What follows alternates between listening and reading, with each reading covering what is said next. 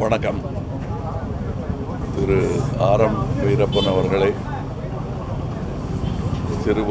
சிறு வயதில் கலை உலகத்தில் இருந்தும் பிற்பாடு அரசியல் உலகத்திற்கு அவர் சென்றபோதும் உயர்ந்த ஒரு உருவமாகத்தான் நான் பார்த்து கொண்டிருந்தேன். பிற்பாடு எம்ஜிஆர் அவர்கள் நடித்த அதே கம்பெனியில் நான் வேலை செய்வேன் என்றெல்லாம் நான் நினைத்தது கிடையாது.